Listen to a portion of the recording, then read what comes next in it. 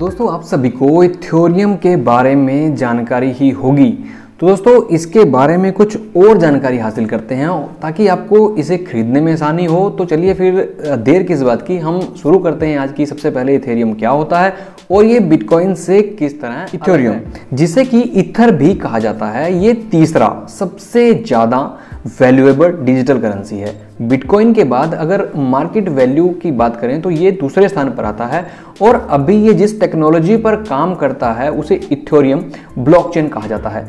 इसे सबसे पहले एक 19 वर्ष के बिटकॉइन प्रोग्रामर जिनका नाम है विटालिक बुटेरिन ने सन 2013 में सबसे पहले दुनिया के सामने क्रिप्टो करेंसी ने अपनी पॉपुलैरिटी को बहुत ही कम समय में बहुत ऊपर तक ले लिया है। यदि हम इसकी अभी के वैल्यूएशन की बात करें तो ये करीब 46 बिलियन, जो कि लगभग $480 प्रति कॉइन है, के हिसाब से ऊपर नीचे हो रही है। बुटेरिन जो कि इसके फाउंडर हैं, इथेरियम को कुछ इस प्रकार से इन्होंने डिजाइन किया है या बोल सकते हैं कि इम्प्रूव किया है कि ये बिटकॉइन के मुकाबले काफी हद तक बेटर नजर आता है। बिटकॉइन से ये के सेम ही एक डिसेंट्रलाइज्ड पेमेंट नेटवर्क है जिसकी अपनी क्रिप्टोग्राफिक करेंसी है, जिसे कि दुनिया में हम किसी भी जगह इंटरनेट की मदद से भेज सकते हैं। और ऐसा करने के लिए हमें किसी भी बैंक या थर्ड पार्टी नेटवर्क या पार्टी के ऊपर डिपेंडेंट नहीं होना पड़ता। इन कोडेड ट्रांजैक्शन को डिसेंट्रलाइज्ड लेजर पर स्टोर किया जाता है जिसे ब्लॉकचेन भी कहा जाता है, और यह सभी को विजिबल होता है जो कि उस नेटवर्क में मौजूद रहते हैं। जी हाँ दोस्तों, अब बात आती है कि इथेरियम को बनाया किसने इसका आविष्कार किया। तो जैसा कि हम जानते हैं कि बिटकॉइन को बनाने वाले का नाम सतोशी नाकामोटो, जो कि एक अननोन इंसान है जिसके बारे में कोई भी सटीक नॉलेज आज तक किसी को भी नहीं है।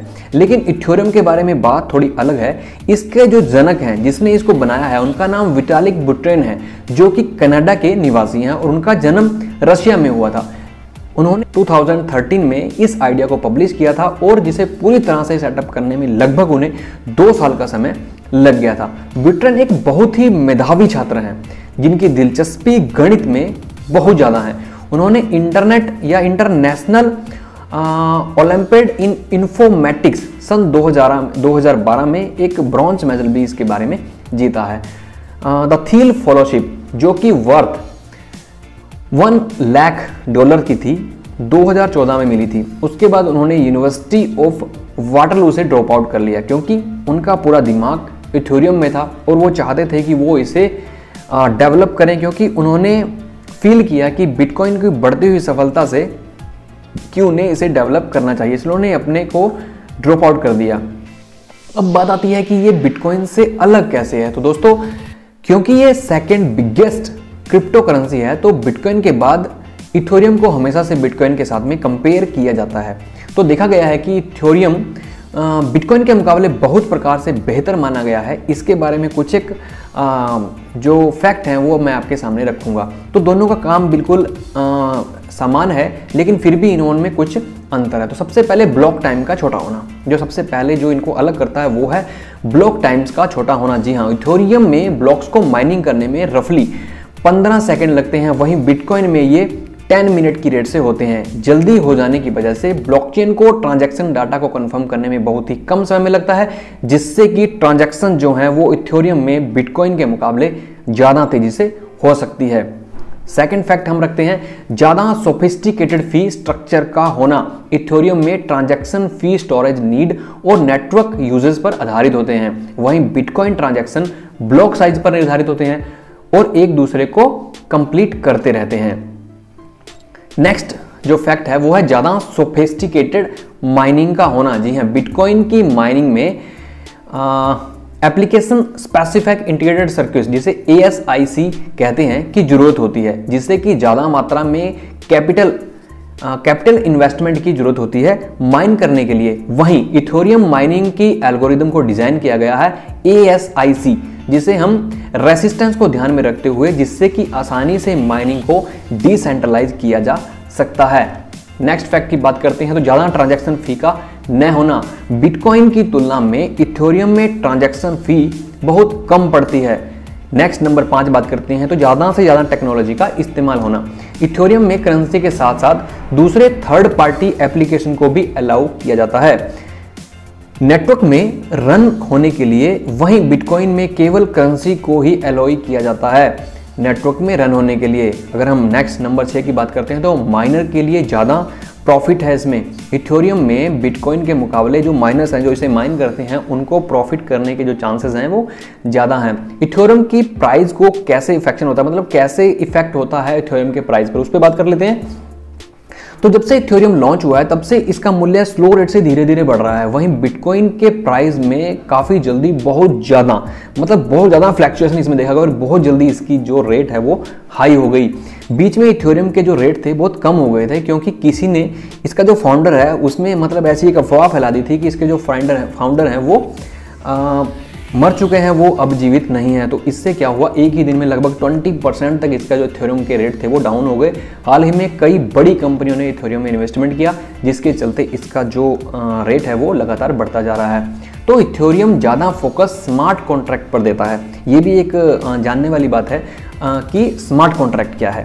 तो दोस्तों मैं आपको बता देना चाहता हूँ कि ये कॉन्ट्रैक्ट को कोड में लिखा जाता है जिसे कि क्रिएटर ब्लॉकचेन में अपलोड करते हैं तथा कभी भी किसी कॉन्ट्रैक्ट्स को एग्जीक्यूट किया जाता है जब सभी नोड की जो कि नेटवर्क में मौजूद हैं उन्हें रन करते हैं। उसके बाद ब्लॉकचेन में अपलोड कर दिया जाता है और ऐसे ही उन्हें पब्लिक लेजर में स्टोर किया जाता है जो कि थ्योरेटिकली टेम्पर प्रूफ होते हैं। छोटे कॉन्ट्रैक्ट स्ट्रक्चर होते हैं इफ देन स्टेटमेंट की तरह। जब कुछ कंडीशन फुलफिल होती है तब वो प्रोग्राम उस कॉन्ट्रैक्ट को पूरा कर देता है।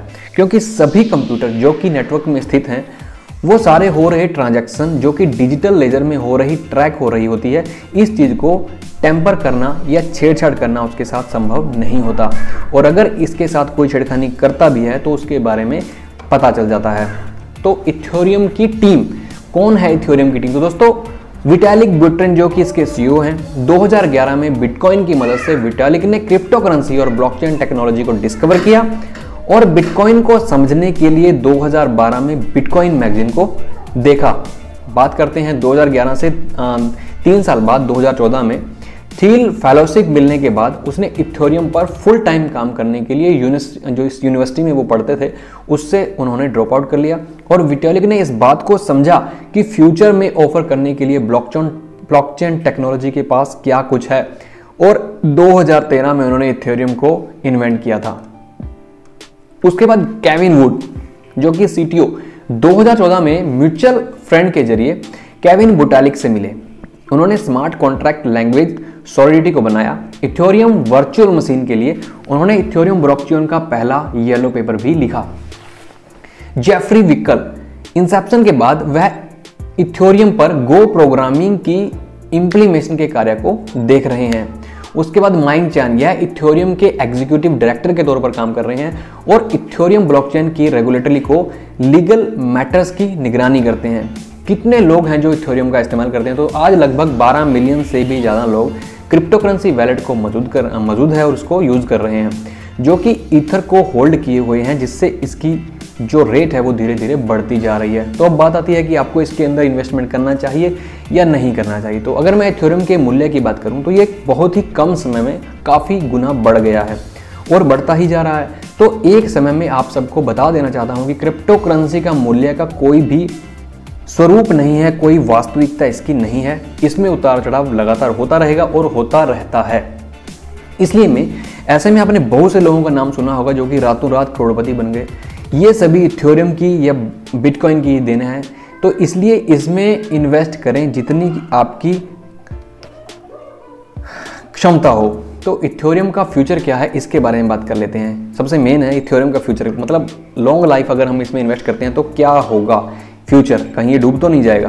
दोस्तों जब से इथेरियम की उत्पत्ति हुई है तब से इथेरियम के रेट लगातार बढ़ रहे हैं। निवेशकों का मानना है कि इसकी बढ़ोतरी इसी प्रकार होती रहेगी और आगे आने वाले समय में तो अगर कोई निवेशक इसमें निवेश करना चाहता है तो निवेश कर सकता है।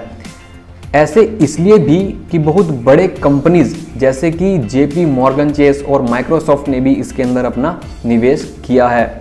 लेकिन मैं जहाँ तक मानता हूँ कि आपके पास निवेश करने के लिए धनराशि नहीं है तो आप लोन लेकर कभी भी ऐसी चीज़ों में इन्वेस्ट ना करें, क्योंकि ये आपके लिए खतरनाक सिद्ध हो सकता है। उतना ही निवेश करें जितना कि आप रिस्क उठा सकते हैं, जितना कि डूब जाने पर भी आपको कोई फर्क नहीं पड़ता। तो यह तो समय ही बताएगा कि इथेरियम का भविष्य आगे चलकर क्या होगा और आगे चलकर कोई इसमें करोड़पति बनेगा या वो